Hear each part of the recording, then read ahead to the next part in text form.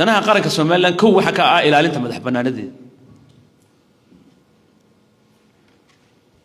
madaxbannaanida Soomaaliland waxay ku dhisan tahay rabitaanka shacbiga Soomaaliland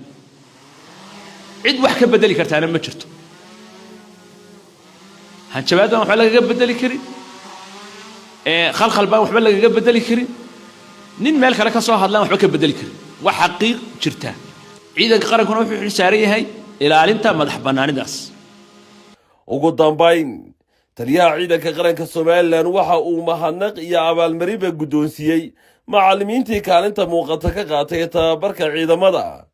iyadoo lagu bogaadiyay dadaalkooda iyo doorkoodii muhiimka ahaa ee dhismaha ciidamada qaranka Soomaaliland 6,010 kunba inaynu tababari karno hayn karno mobilize garan karno hanan karno maamulkooda iyo maarayntooda iyadoo cid dibadda ka timi oo inaga caawisa jir madaxweynaha qaranka iyo xukuumaddiisa ay nagu kor joogteeyeen inagu garab taagnaayeen inagu taageerayeen ciidankuna waxa ka hayay ee maamulayay ee maareynay marka inaynu halkan ugu yeedhno soo wada xarayno wax weydiino qofka bilaadanka waxa ugu qaalisan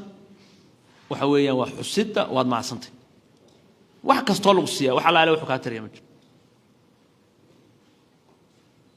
dididka maalin ka dhacay wax kasto lagu siiyo ugu bedelay laakiin in la yiraahdo waad maasantay waad shaqaysay waajib